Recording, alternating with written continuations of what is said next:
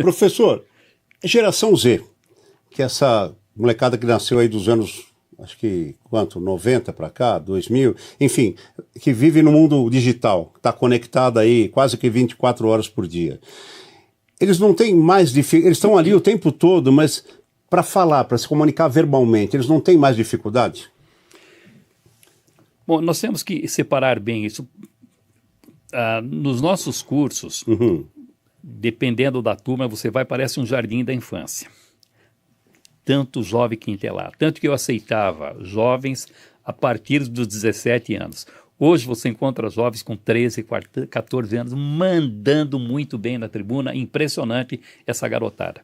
E eu tenho uma experiência muito rica, porque há 22 anos eu sou presidente de uma ONG que faz capacitação e inclusão de jovens no mercado de trabalho. Nós já incluímos mais de 100 mil jovens no mercado de trabalho. Fazemos fóruns de carreira para jovens, é o maior fórum de carreiras para jovens do país. São 2 palestras de manhã, 2 palestras da tarde. Chegamos a ter 10 mil inscritos nessa palestra para ver o volume e a quantidade. Então, o que nós fazemos lá no Via de Acesso, que é a nossa ONG, nós preparamos o jovem para o mercado de trabalho. Ensinamos o que normalmente ele não vai aprender na escola. Como se vestir, como falar, como escrever corretamente, como respeitar a hierarquia, como se comportar no ambiente de trabalho, porque às vezes o jovem tem um potencial extraordinário, mas chega na empresa tratando o diretor como se fosse o irmãozinho dele, querendo sentar na mesa. E isso é falta de experiência, ele não teve esse tipo de educação em casa, ele não teve esse tipo de orientação e muito menos na escola. Então, o jovem, quando bem orientado, ele tem uma chance maior, uma perspectiva melhor no mercado de trabalho. Muito bom, sensacional.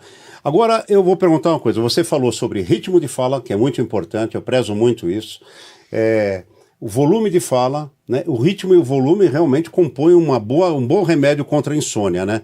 Quando o cara fala baixo e arrastado, meu amigo, né? Aí é um problema, né? Graças a Deus nunca tive esse problema aqui. Aliás, você fala num ritmo deslumbrante.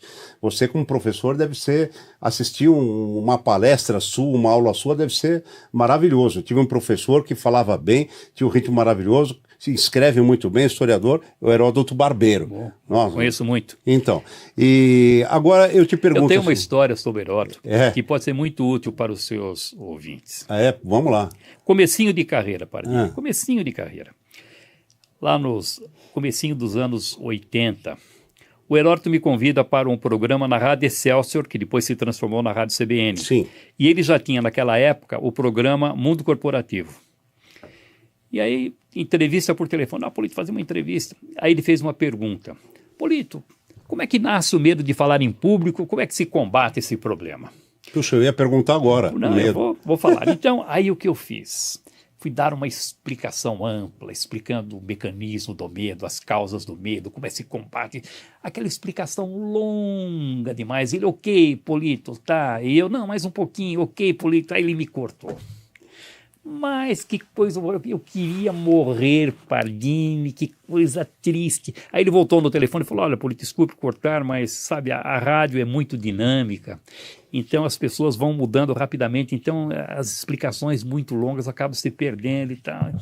Pardini, aquilo ficava na minha cabeça, eu falava, um dia eu preciso voltar para mostrar para o Heródoto que eu não sou aquele manezinho que ele viu lá. E aí os anos passaram, um belo dia ele me chama de novo, já na rádio CBN, Polito, participar aqui do mundo corporativo? Sem dúvida, lógico, com muito prazer. Falei, agora eu mato a pau. Aí fui lá, primeira pergunta que ele faz sobre o medo. Eu, objetivamente, dei as respostas, aquilo teve um ritmo maravilhoso e foi uma das melhores entrevistas. Aí chegou no final, ele voltou no telefone e falou, olha, Polito, maravilhosa entrevista. Tanto que eu estou publicando um livro chamado Mundo Corporativo, e se você aceitar, eu vou colocar essa entrevista. Falei, lógico, vai ser com muito prazer, Heródoto. Falei, foi bem diferente daquela outra, né, Heródoto? Aquela outra, porque você já tinha dado entrevista para mim, eu não me lembrava que você tinha vindo do programa. Então, às vezes, você dá uma pisada na bola, comete uma gafe, acha que todo mundo está prestando atenção, e fica só na cabeça de quem cometeu. Depois, no dia seguinte, cada um cuidando da sua vida, do seu problema, não se lembra absolutamente de nada. Então, se alguém cometer algum erro um dia, não fique se martirizando, pode ter certeza que isso vai ficar só na sua cabeça. Muito bom.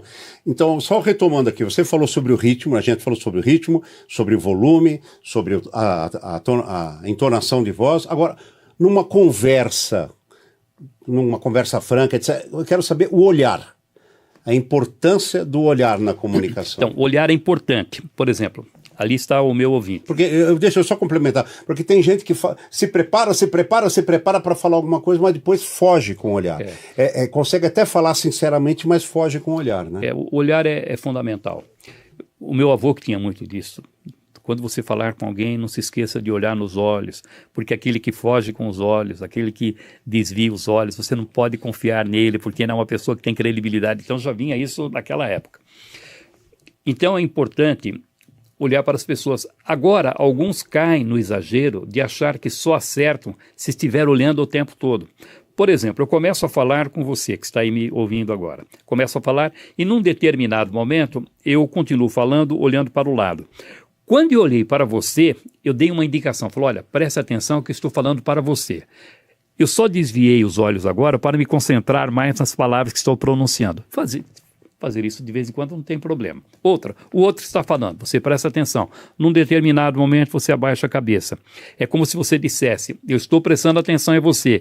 Eu só desviei agora para me concentrar mais nas palavras que você está pronunciando. Fazendo isso de vez em quando não tem problema nenhum. Até faz parte da naturalidade. Legal. Agora vamos falar um pouco do desse medo? Seu livro. Do medo também.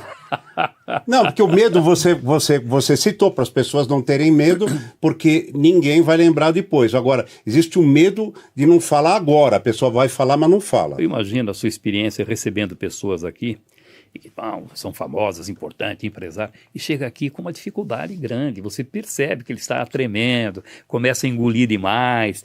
E você imagina, numa reunião da empresa, o profissional vai falar e se mostra inseguro, acanhado, diante lá dos diretores, do vice-presidente. Fala, esse cara não é um bom profissional, porque confundem normalmente a falta de comunicação com a falta de competência profissional. E o medo atrapalha demais. Sente medo, agora eu aprendi a falar com objetividade. Né? Sente medo, aquele que não conhece com profundidade o assunto, não sabe organizar a sequência do pensamento, não tem prática no uso da palavra em público e não se conhece pelos aspectos positivos. Como é que resolve isso? Conheça o assunto com a maior profundidade que você puder. Vai falar durante 15 minutos, tem que sobrar assunto. 1 hora de assunto para que você se sinta confortável. Organize aquilo que você vai dizer.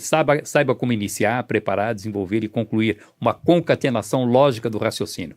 Pratique bastante, aproveite todas as oportunidades para usar a palavra. E aprenda a identificar seus aspectos positivos. Porque normalmente as pessoas só pensam nos defeitos. Eu tenho a voz assim, porque eu tenho assim, porque eu não tenho vocabulário, porque só aspecto negativo. O que você tem de bom? Sabe contar uma boa história, você é bem-humorado, tem uma postura elegante, tem uma voz bonita. Onde você é bom? Quando você conhece o assunto, organiza as ideias, pratica e se conhece pelos aspectos positivos, reduz a quantidade de adrenalina e passa a utilizar essa adrenalina de uma forma positiva na comunicação, porque com ela você fala com emoção, com vibração, com entusiasmo. Muito bom. É uma aula, né, gente? O Heródoto não me cortaria nessa explicação. Tá vendo? Fiquei meia hora explicando isso. Eu também não cortei, hein? É verdade.